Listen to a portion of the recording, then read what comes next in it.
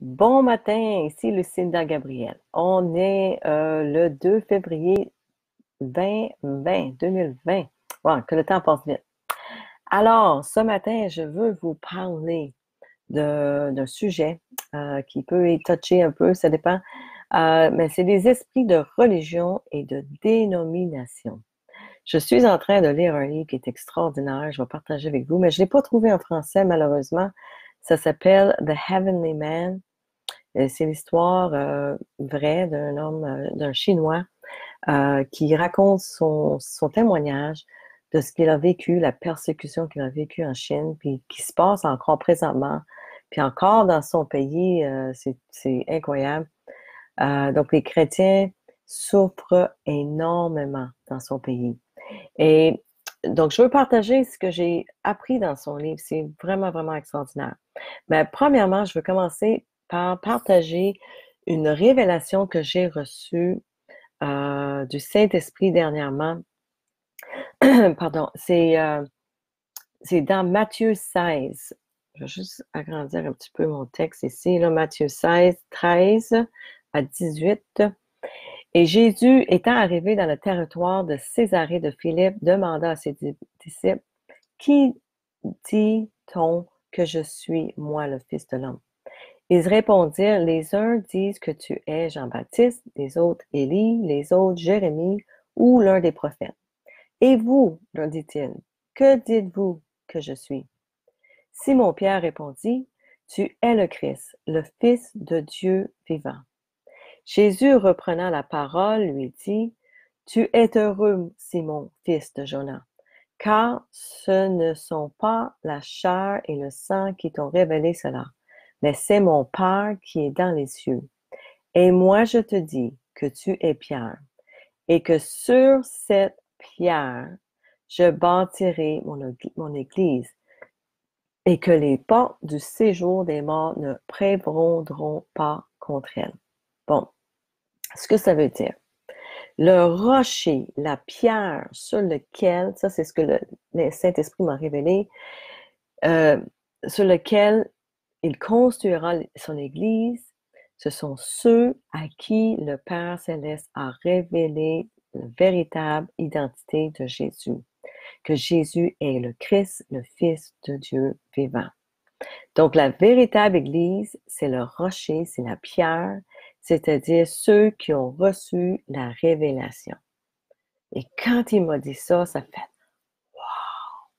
parce que c'est pas ça que j'ai été appris en grandissant, c'est autre chose.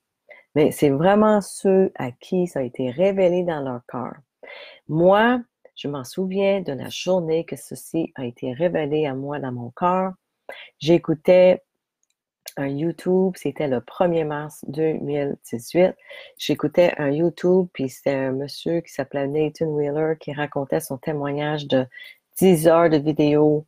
Puis enfin, des vidéos, il raconte qu'il était dans une église, puis un pasteur qui avait dit, euh, il a dit, car Dieu a tant aimé le monde qu'il a donné son Fils unique, afin que quiconque croit en lui ne périsse point, mais qu'il ait la vie éternelle. Et quand j'ai entendu ces mots, je savais que c'est la vérité, que je n'avais pas besoin de chercher plus loin, je savais que c'était ça. Et ça, c'est le moment que Dieu le Père a révélé à moi dans mon cœur que Jésus était son Fils. Donc, c'est sur cette révélation-là que Dieu est en train de bâtir son Église. Présentement, je suis en train de lire un livre, comme j'ai dit, ça s'appelle The Heavenly Man par Brother Yun. Il s'agit d'un croyant chinois qui a été emprisonné à 3 reprises au moins. En tout cas, j'ai pas fini le livre, là, je suis rendue à 3 quarts. Puis jusque-là, il a été emprisonné 3 fois. Il a été persécuté, torturé en prison comme vous ne pouvez pas imaginer. Aujourd'hui, il a 60 ans et il vit en Europe. Puis il n'a jamais comme dénoncé les autres personnes, les autres chrétiens autour de lui. Il n'a jamais renoncé à Jésus. Puis il disait aux gens dans ce temps-là, il dit, je ne serai pas Judas. Il rentrait en prison, là, ou quand ils l'ont ramassé, il criait à haute voix aux autres, et il dit, je ne serai pas un Judas, je ne serai pas un Judas, en voulant dire aux autres, ne soyez pas inquiets, je ne vous dénoncerai pas, mes frères et sœurs. En tout cas, c'était extraordinaire. Puis là-bas, ils ont une église d'État. Puis ça veut dire que donc les Chinois peuvent aller dans une église et, euh, et prier, mais c'est une religion. C'est juste une bâtisse. Ça ne veut absolument rien dire parce que c'est pas la vraie église. Il n'y a pas il y a pas Jésus, il n'y a pas de Bible. Donc, il y a eu un temps dans les années 70 où personne ou presque avait un Bible. Donc, comment Brother Young est devenu un croyant aussi, c'est extraordinaire. Il raconte que sa mère, quand elle avait 20 ans, elle a rencontré des chrétiens, puis en tout cas, elle a eu la révélation, elle a cru en Jésus. Et une des soirées, quand elle est allée dans une rencontre, euh, les gens se sont fait ramasser par la police. Et après ça, en tout cas, tout le monde avait peur. Donc, il y avait eu plus d'église maison, plus d'église du tout. Puis personne n'en parlait de Jésus. Donc, tout le monde avait peur. Donc, elle a comme mis ça de côté, elle a oublié. Et à un moment donné, elle se marie, elle a 5 enfants. Puis Brother Young, à un moment donné, il est rendu à 16 ans. Son père il est très malade avec un cancer au poumon. Et, euh, et là, un soir, sa mère est couchée, elle pleure, elle veut se suicider. Puis parce qu'elle est tellement déprimée, elle ne sait pas comment elle va vivre avec 5 enfants, elle n'a pas de travail, pas d'argent. Puis elle ne sait pas qu'est-ce qu'elle va faire. Complètement découragée, là, sans espoir. Et dans ce moment-là, elle a entendu une petite voix qui a dit, Jésus t'aime. Puis là, elle s'est levée, elle s'est mise à genoux, elle s'est repentie, puis elle s'est redonné sa vie à Jésus. Puis là, elle s'est levée, elle est allée chercher ses 5 enfants, puis elle a raconté ce qui s'est passé. Les 5 enfants ont donné leur vie à Jésus aussi en même temps. Ils se sont tous mis autour de leur père. Ils ont mis leurs mains sur lui.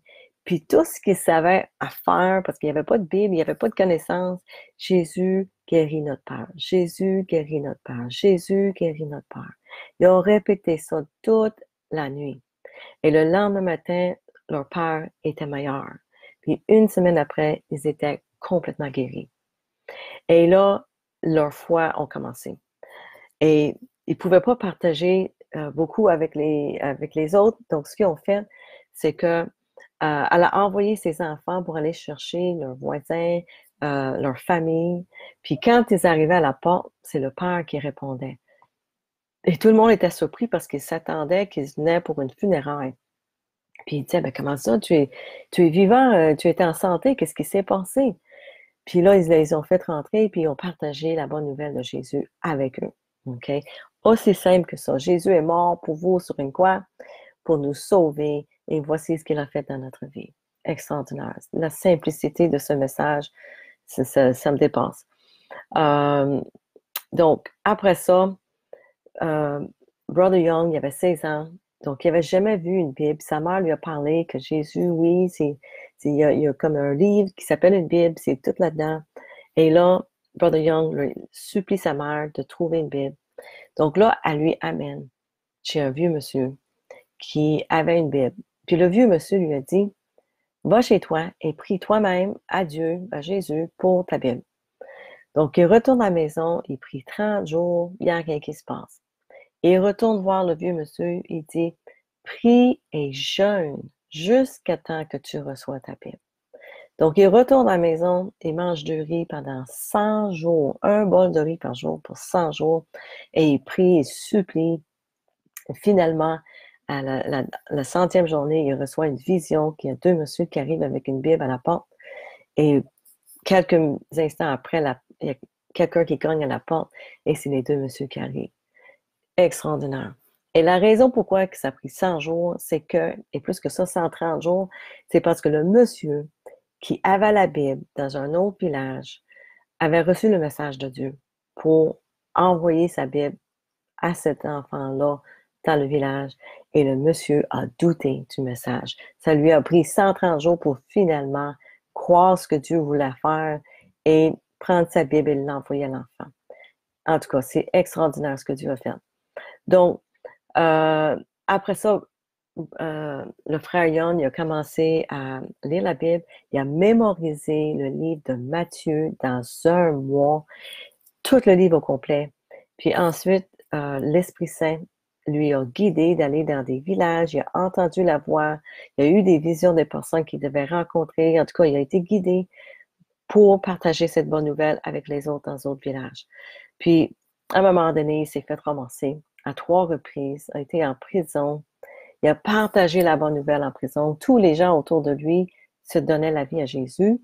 Tout le monde était transformé, puis ils n'ont jamais été capables de l'empêcher de partager la bonne nouvelle. Puis juste le fait, par le fait qu'il était lui, puis ce qu'il faisait, comme à un moment donné en prison la première fois, il a été 74 jours sans manger et sans boire, ce qui est impossible à faire sans Jésus.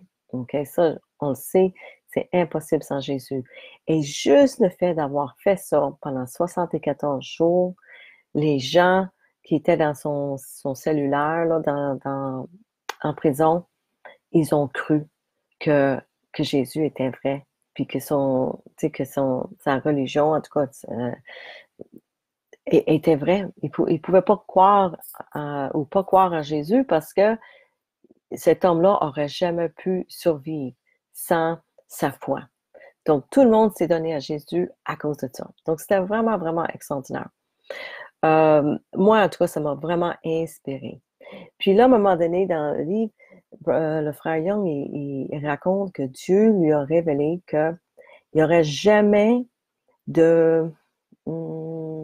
que Dieu ne répandrait jamais son esprit sur la Chine tant qu'il n'y ait pas d'unité dans les églises. Puis quand je parle des églises, je parle, ici, c'est des églises maison. Donc, là, il raconte comment que cette disunité-là est arrivée. Et ça m'a vraiment frappé, que je voulais partager ça avec vous.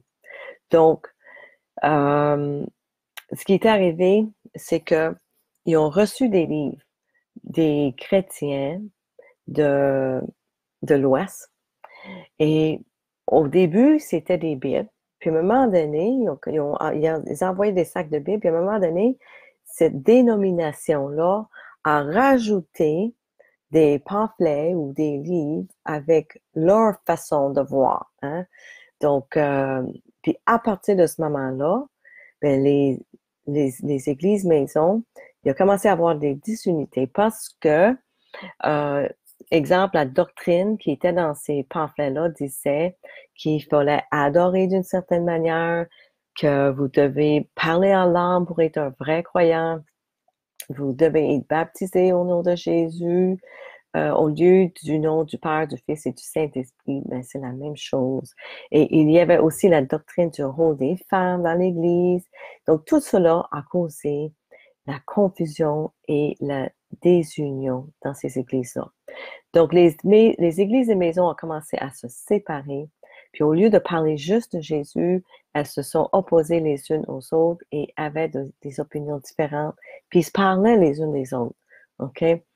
Donc, ça, quand j'ai lu ça, ça m'avait vraiment frappé parce que c'est ce qu'on voit aujourd'hui. Et ça, c'est vraiment le diable qui est en train d'infiltrer la bonne nouvelle qui est pure, qui est simple. Donc, frère Yon a appelé ça un esprit de dénomination. Nous le connaissons aussi comme un esprit religieux. Quand quelqu'un qui se tient si fermement à ses croyances qu'il étouffe le Saint-Esprit. Puis c'est ça, mes amis. Ça étouffe le Saint-Esprit.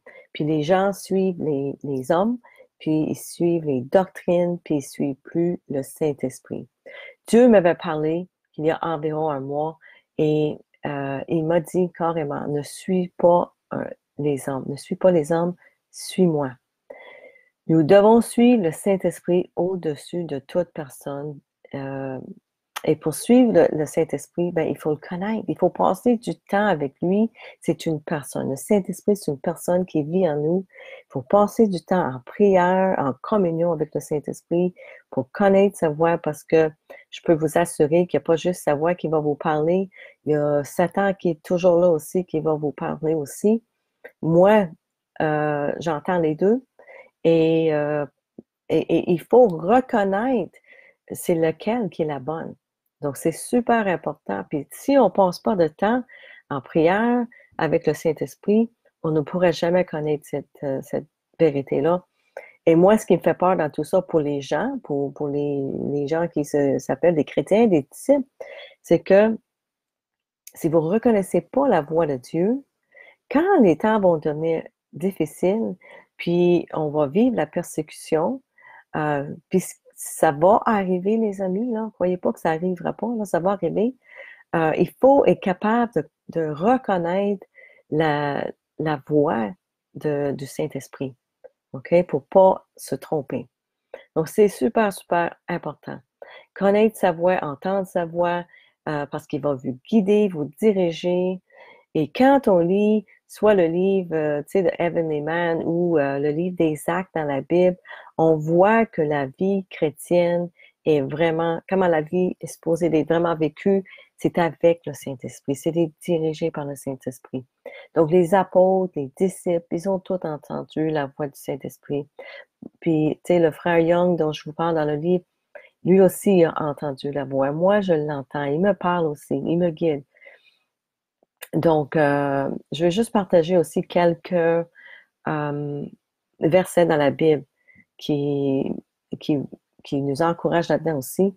Puis c'est des lettres qui ont été écrites aux croyants. Donc, gardez ça en tête. Vous avez été rachetés. Dans 1 Corinthiens 7, 23, vous avez été rachetés à un grand prix. Ne devenez pas esclaves des hommes. OK?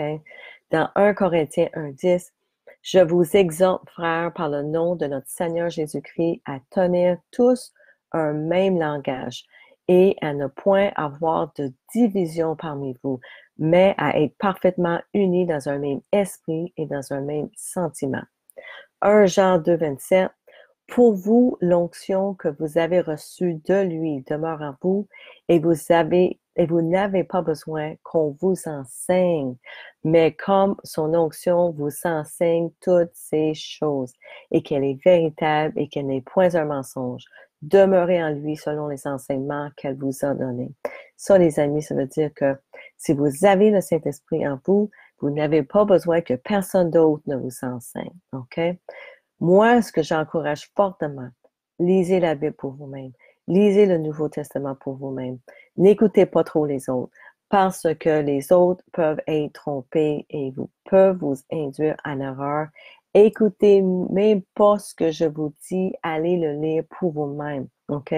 Quelqu'un qui est le Saint-Esprit vous dira, comme je vous dis, ne me croyez pas. Lisez-le pour vous-même. Voyez par vous-même ou priez Dieu. Demandez au Saint-Esprit pour vous guider dans toute la vérité. Parce que si nous avons le même Saint-Esprit, nous devrions obtenir la même réponse. Alors que quelqu'un qui a un esprit religieux vous dira qu'il a la vérité. Peu importe ce que vous lisez ou ce que le Saint-Esprit vous dit, une personne qui a un esprit religieux va dire qu'ils ont raison et vous avez tort. Ça, c'est un esprit religieux, les amis. Donc, faites bien attention à ça. Puis, collez-vous au Saint-Esprit. Euh, Priez à tous les jours. Puis, demandez-lui de vous parler, de vous guider. Puis faites bien attention, en tout cas. Ne suivez pas les hommes. Suivez le Saint-Esprit. OK? Parce que les hommes peuvent être euh, induits en erreur. Donc, finalement, quand les premiers disciples se sont réunis, hein, ça aussi, ça m'est venu dernièrement, ils n'ont pas fait d'études bibliques. Ils ont partagé ce que Jésus faisait dans leur vie. Ils ont partagé leur bien en veillant à ce que tout le monde soit pris en charge. Ils ont fait la communion. Ils ont partagé leur vie ensemble. Ils ont adoré. Ils ont loué Dieu ensemble. Ils ont partagé l'Évangile avec les autres. Ils ont baptisé les nouveaux croyants. Ils ont prié les uns pour les autres. Ils ont chassé les démons. Ils ont imposé leurs mains sur les malades qui ont été rétablis. Et en fait, ils ont simplement fait des disciples. Donc, juste quelque chose que je veux que vous pensez, réfléchissez cette semaine. Nous ne sommes pas appelés à faire des dénominations. Nous sommes appelés à faire des disciples, les amis, des disciples. Donc, ce message-là est pour tout le monde ce matin, pas juste c'est les non-croyants, c'est pour les croyants aussi. Donc, si vous êtes déjà croyant, vous êtes baptisé, moi, je trouve que c'est super important que vous faites belle attention à ce que vous écoutez, à qui vous suivez, parce que c'est plus important de suivre le Saint-Esprit que de suivre des hommes. Parce que même moi, j'ai rencontré des chrétiens dans la dernière année et demie qui m'ont donné des pamphlets, des pamphlets, des pamphlets. Ben, je peux vous dire honnêtement, je les lis pas, les pamphlets. Parce que ça, c'est une interprétation de la parole par quelqu'un d'autre. Et je ne veux pas jamais faire confiance à quelqu'un d'autre. Je vais faire confiance au Saint-Esprit. Je vais lire ma Bible, puis je vais demander au Saint-Esprit, qu'est-ce que tu veux que je sache par rapport à ça? Qu'est-ce que tu veux que je comprenne par rapport à ça si je ne le comprends pas? Puis, dernièrement, ce que je remarque, c'est que le Saint-Esprit, c'est lui qui me dit, allez, va voir ça. Par exemple, il y a une autre parole qui est dans Matthieu, puis c'est une parabole euh, qui partage avec moi. Ça fait 5 fois qu'il me ramène dans le même paragraphe, puis à chaque fois qu'il me ramène, il me montre quelque chose de différent. C'est extraordinaire. Et dans le fond, c'est dans cette parabole-là qu'il a commencé à me dire, ne suivez pas les hommes, suis-moi. Donc, je veux vous encourager à faire la même chose. Écoutez même pas ce que je dis. Écoutez, mais ayez un discernement. C'est ça qu'il faut, un discernement pour savoir qu'est-ce qui est vrai et qu'est-ce qui n'est pas vrai. Si vous avez le même esprit que moi, vous allez savoir sans aucun doute ce que je dis, c'est la vérité. OK? Donc, puis si vous ne le sentez pas, c'est correct. C'est correct. Moi, je préfère que vous suivez votre Saint-Esprit en vous et quitte à vous penser que je vous mens pour un temps, c'est pas grave. Mais je préfère que vous cherchiez la vérité par vous-même, que vous croyez tout le monde trop vite. Parce que, comme je vous dis, ça peut nous induire en erreur. Vous voyez ce qui est arrivé en Chine, ça a causé la désunion dans leurs églises. On voit ça ici, partout dans l'Ouest, avec toutes les dénominations que nous avons. Ça, c'est pas un bon esprit. OK? Le bon esprit, le Saint-Esprit, c'est une simplicité, c'est de lire la Bible, puis savoir que c'est ça, que c'est ça, que c'est ça. C'est simple, les amis. Donc, je veux dire un petit bonjour à Paul et Noéline du Nouveau-Brunswick. Puis ça me rappelle, les amis, si vous avez des questions, si vous voulez connaître d'autres chrétiens, ben, moi, je préfère les appeler des disciples, des disciples de Jésus. Comme moi, je préfère me dire que je suis disciple, que je suis chrétienne, parce que pas tout le monde qui se dit chrétien, chrétienne, le sont vraiment. Hein? Parce que c'est un mot qui est trop utilisé. Je préfère dire que je suis un disciple parce que je suis Jésus. Donc, Paul et Noéline sont au Nouveau-Brunswick. Ils sont disponibles pour rencontrer les gens, les baptiser, prier pour vous et tout ça. Puis, il y a des gens partout, au Québec, au Canada, aux États-Unis, puis dans le monde. Si vous êtes en Europe, je connais du monde partout. Je peux vous mettre en contact avec des gens qui suivent le Saint-Esprit aussi. Donc, bon matin, Paul et Noéline, Charlotte, Sylvie, Louise, Julie, bon matin. Donc, Natacha, Patricia, Lynn, je suis contente que vous êtes toutes là. Puis, écoute, si vous aimez ce que j'ai dit ce matin, partagez-le, les amis, avec d'autres personnes parce que c'est important que les gens se réveillent. Vous savez, ceux qui croient déjà, ceux qui ont déjà lu leur Bible, vous savez que le temps est très, très, très, très court, puis à chaque fois, c'est de plus en plus court. On peut voir ce qui se passe dans le monde présentement. C'est important qu'on réveille les gens autour de nous, qu'on les amène la bonne nouvelle. Donc, on n'a plus de temps à perdre, vraiment plus de temps à perdre. Moi, je sens vraiment sur mon cœur un fardeau que le Seigneur met là. Et c'est pour ça que je continue à partager toutes les semaines un message euh, pour vous aider à retrouver le bon chemin, que vous soyez un croyant ou non, parce qu'il y a des croyants qui ne sont pas sur le bon chemin, qui suivent des hommes, mais qui ne suivent pas la vérité dans la Bible. Donc, moi, je suis là toutes les semaines pour vous réveiller, pour vous ramener sur le bon chemin. C'est ce que le Seigneur veut que je fasse et je le fais avec amour parce que je vous aime. Puis je veux pas, comme le Seigneur veut pas perdre personne. Il ne veut pas que personne euh, euh, s'échappe à la fin de lui. Tu sais. Donc, c'est ça, mon message pour aujourd'hui. Je vous aime énormément et je vous encourage à prendre du temps aujourd'hui de prier au Seigneur, demande-lui pour la vérité, connecte avec lui, demande d'entendre sa voix, puis créer cette relation intime avec lui, avec le Saint-Esprit. Parce que ça va être important un jour de connaître sa voix. Donc, c'est ça. Donc, soyez bénis, les amis, et bonne semaine, puis on se revoit la semaine prochaine. Bye bye.